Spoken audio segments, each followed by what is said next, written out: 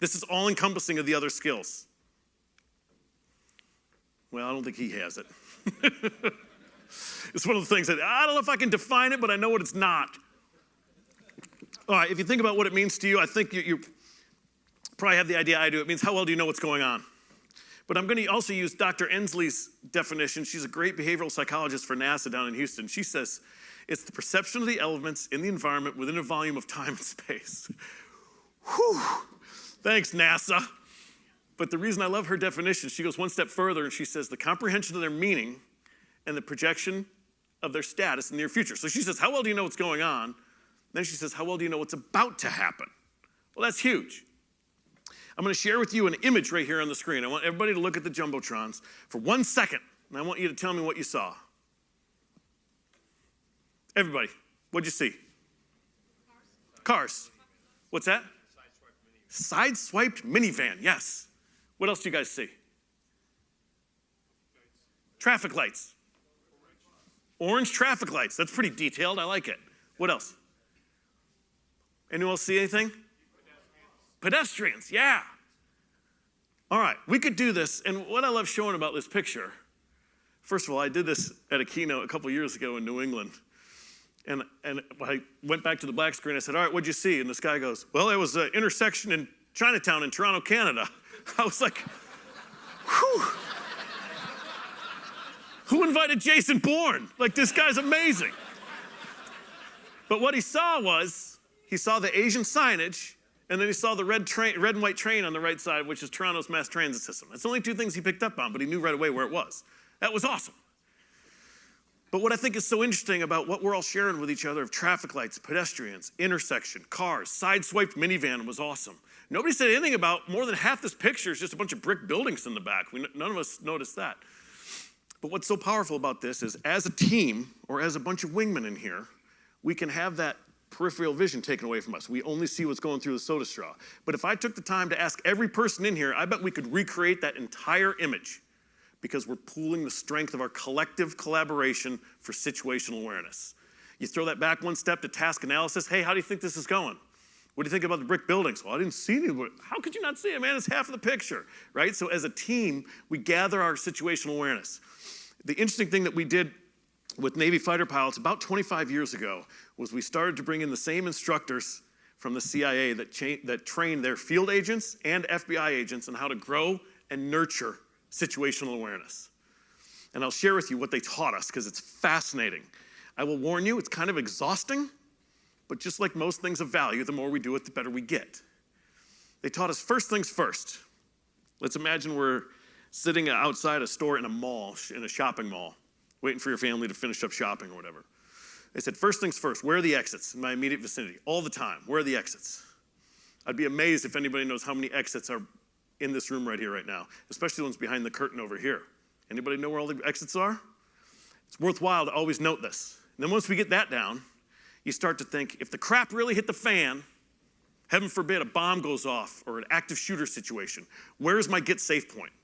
Where's a counter I can jump behind or overturn a table or couch? Where can I get safe right now? Then once we gather all those big deals, now I'm just going to start noticing every person in my immediate vicinity. And this is a challenge.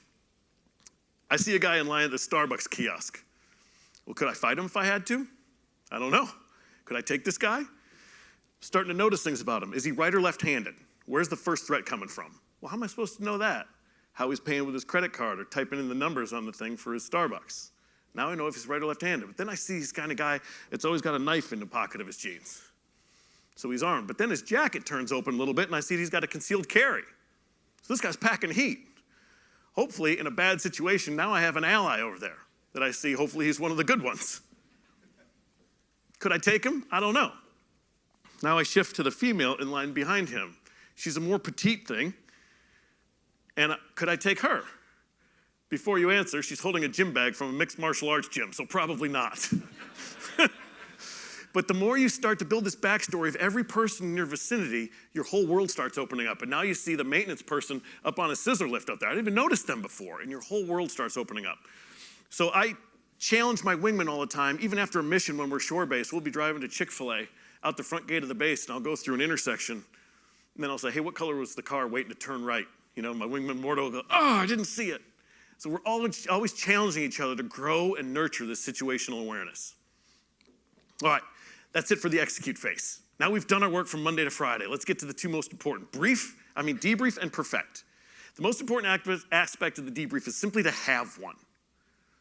I've worked with so many organizations that don't like to talk about what's already happened yesterday. They want to know what's next. But what we want to do is have this debrief. Far too often, valuable lessons learned are lost forever because we press on to the next thing. I will tell you, we want to make this debrief nameless and rankless. And we call it crossing the blue line when fighter pilots walk into this debrief room. We make it rankless, that should be obvious, because it doesn't matter if you're the commanding general or admiral or the newest rookie on the team, that we're all going to be scrutinized to highest level of detail in this debrief room. So it's rankless. Why is it nameless? The behavioral psychologists tell us that if we're debriefing me and they say, hey, Jack shot his missiles 0.5 miles behind timeline and was 30 seconds late on the roll-in, I'm instantly defensive to that, saying, I don't want everyone to think Jack's an idiot.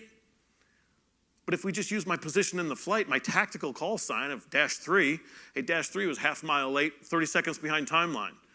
Then everybody in the room's like, gosh, I've flown that same route as -3. That is a challenge for that one. Or I might be doing -3 this coming Thursday. I got to remember that.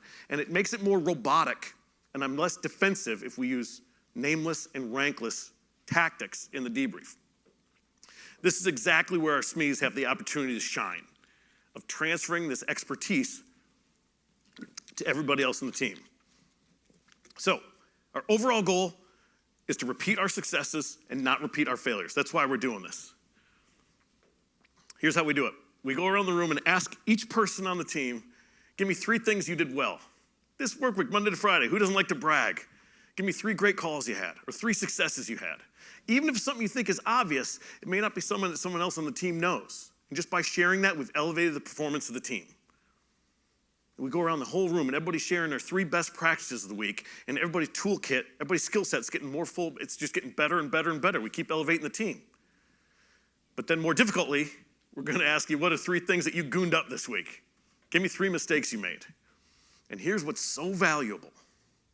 If we have this culture where it's celebrated to make mistakes, we're not scared to do it for fear of looking dumb.